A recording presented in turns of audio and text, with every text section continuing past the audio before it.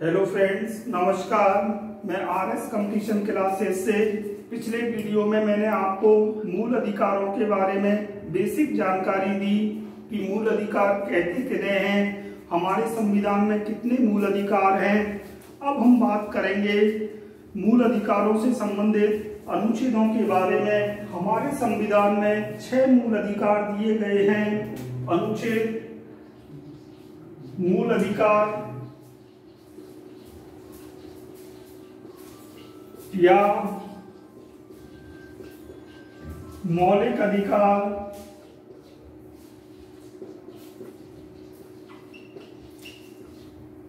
Fundamental rights,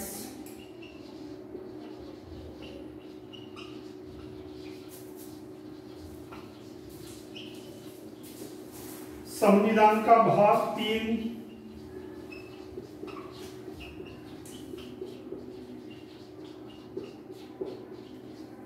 अनुच्छेद 12 से 35,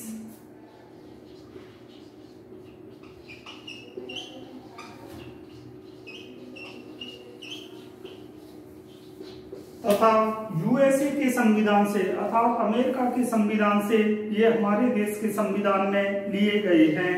taken from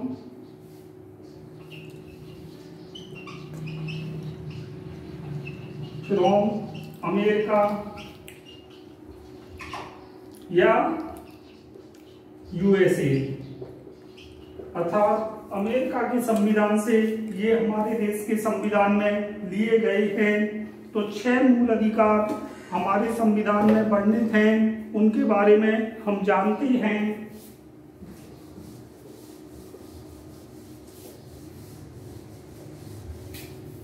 पहला जो मूल अधिकार है वह है समानता का मूल अधिकार।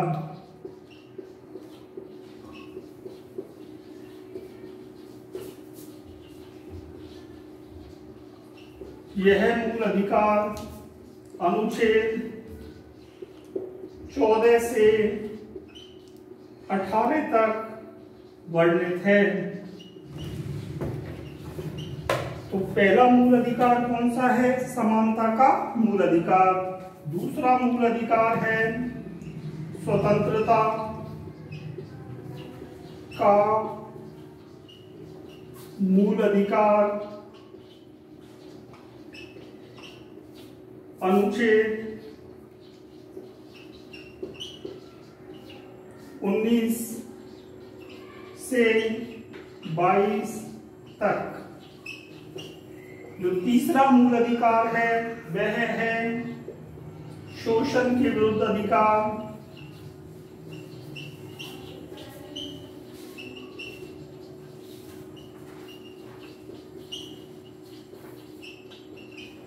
शोषण के विरुद्ध अधिकार, अनुच्छेद 23-24।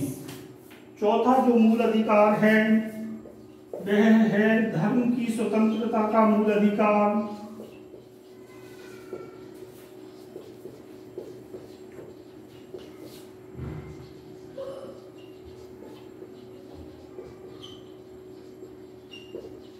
जो कि अनुच्छेद 25 से 28 तक वर्णित है। अगला जो मूल अधिकार है 5वां, वो शिक्षा एवं संस्कृति का मूल अधिकार,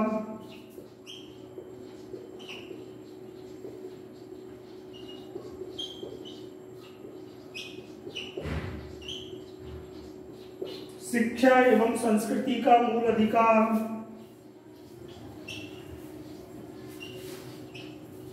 अनुच्छेद 29 से 30 तक। यह जो मूल अधिकार है वह अल्पसंख्यक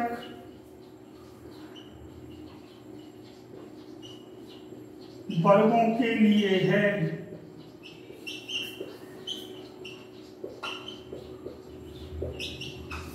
और जो 6वां मूल अधिकार है वह है संवैधानिक उपचारों का अधिकार। तो 6वां मूल अधिकार संवैधानिक उपचारों का अधिकार,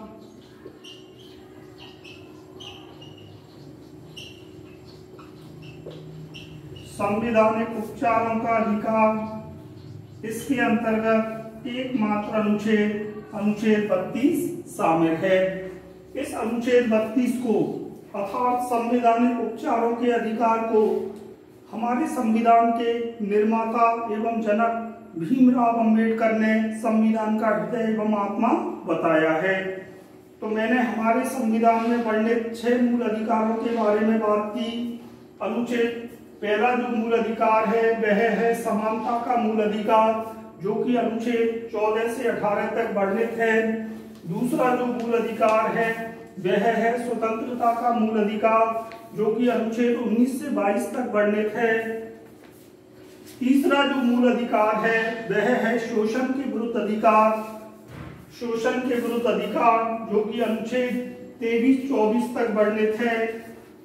चौथा जो मूल अधिकार है वह धर्म की स्वतंत्रता का मूल अधिकार, जो कि अनुच्छेद 25 से 28 तक वर्णित है। और पांचवा जो मूल अधिकार है वह है शिक्षा एवं संस्कृति का मूल अधिकार, जो कि अनुच्छेद 29 एवं 30 में वर्णित है। यह मूल अधिकार अल्पसंख्यक वर्गों के लिए है। अब यहाँ पर अल्पसंख्यक वर्ग जब हम अनुच्छेद 29-30 में पढ़ेंगे, भारत में 2 आधार पर अल्पसंख्यक वर्ग माने गए हैं, एक भाषाई आधार पर, एक धार्मिक आधार पर। तो अगला जो मूल अधिकार है छठवां, वह है संवैधानिक उपचारों का अधिकार। इसके अंतर्गत एकमात्र अनुच्छेद 32 शामिल है। इस संवैधानिक उपचारों के अधिकार को हमारे संविधान के पिता डॉक्टर भीमराव अंबेडकर ने संविधान का हृदय एवं आत्मा बताया। अब हम 2 अनुच्छेदों के बारे में जानते हैं, अनुच्छेद 12 एवं अनुच्छेद 13।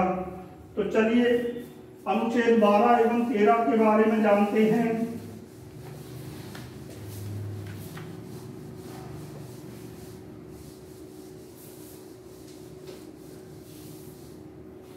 अनुच्छेद 12 में राज्य की परिभाषा दी गई है। बहुत इंपॉर्टेंट, कई बार परीक्षाओं में पूछा जाता है कि अनुच्छेद 12 में क्या है। तो अनुच्छेद 12 में राज्य की परिभाषा दी गई है। राज्य के अंतर्गत केंद्र सरकार एवं संसद,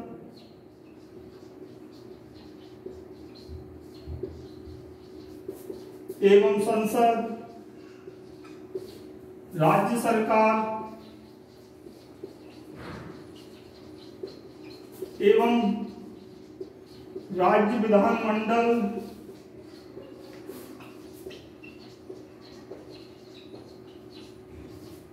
एवं वे सभी अधिकरण जो आदेश जारी करने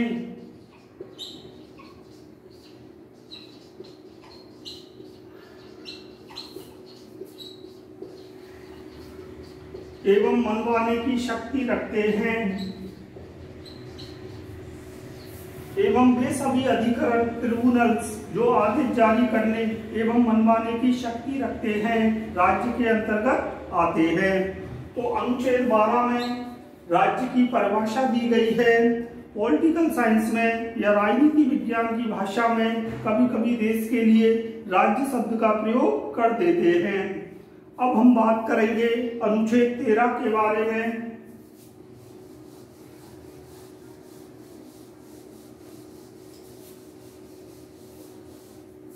चलिए बात करते हैं अनुच्छेद 13 के बारे में। अनुच्छेद 13 में कहा गया है मूल अधिकारों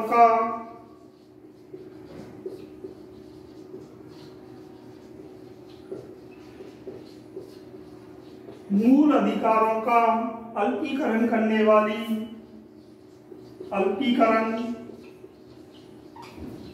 या लघुकरण या कटौती करने वाली वाली विधियों का लोप।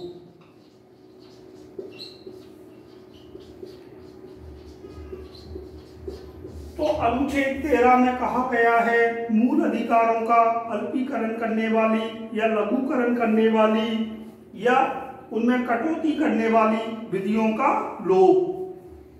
यहाँ पर अनुच्छेद 13(1) में एक बात कही गई है, संविधान के लागू होने से पूर्व, संविधान के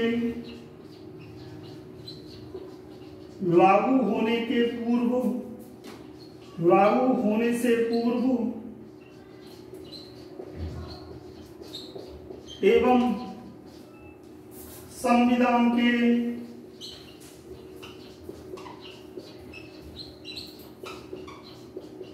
लागू होने के बाद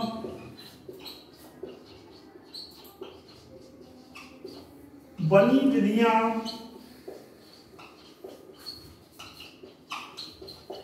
या कानून उस मात्रा तक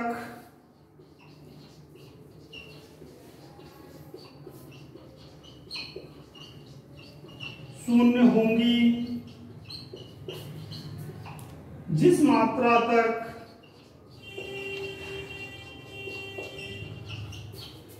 मूल अधिकारों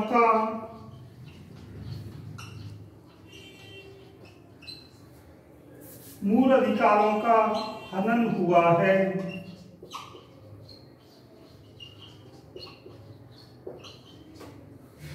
अनुच्छेद 13(1) में एक बात कही गई है कि संविधान के लागू होने के पूर्व एवं संविधान के लागू होने के बाद जो विधियां जो मूल अधिकारों का अल्पीकरण करती हैं या हनन करती हैं उस मात्रा तक शून्य होंगी जिस मात्रा तक मूल अधिकारों का उल्लंघन किया गया है।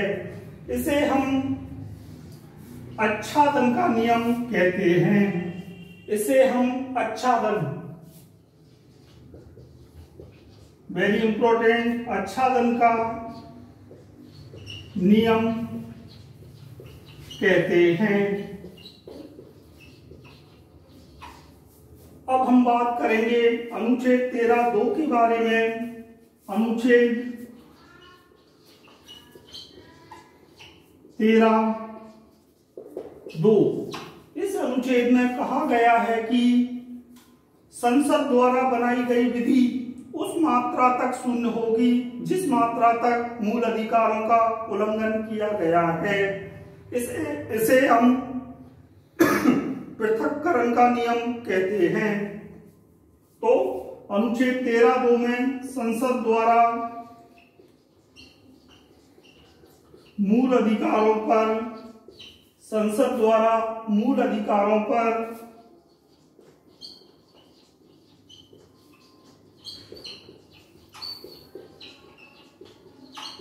बनाई गई विधि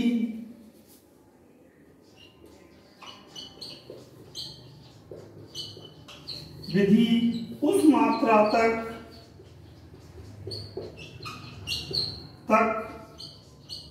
शून्य होगी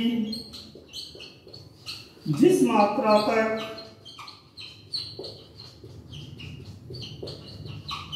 तक मूल अधिकारों का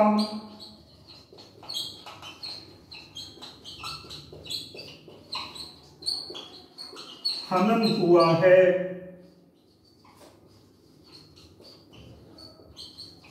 इसे पृथक्करण का नियम कहते हैं। कौन सा नियम कहते हैं? पृथक्करण का नियम।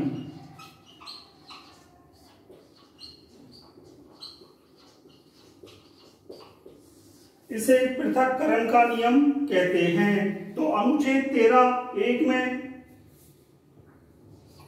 संविधान के लागू होने से पूर्व एवं संविधान के लागू होने के बाद बनाई गई विधियां उस मात्रा तक शून्य होंगी जिस मात्रा तक मूल अधिकारों का हनन, उल्लंघन या अतिक्रमण हुआ है। इसे आच्छादन का नियम कहते हैं। जबकि अनुच्छेद 13(2) में संसद द्वारा बनाई गई विधि उस मात्रा तक शून्य होगी जिस मात्रा तक मूल अधिकारों का हनन, उल्लंघन या अतिक्रमण किया गया है। तो मैंने आपको अनुच्छेद 13, 12 एवं 13 के बारे में बताया। अब हम बात करते हैं अनुच्छेद 13(3).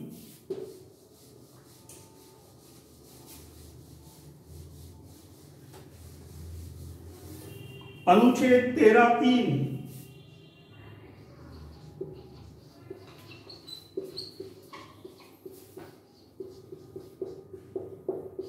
अनुच्छेद 13(3) में विधि की परिभाषा दी गई है। तो अनुच्छेद 13(3) में विधि या कानून की परिभाषा दी गई है।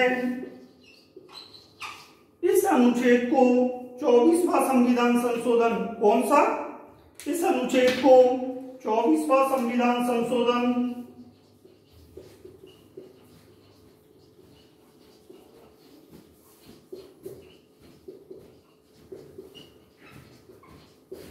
1971 के द्वारा जोड़ा गया।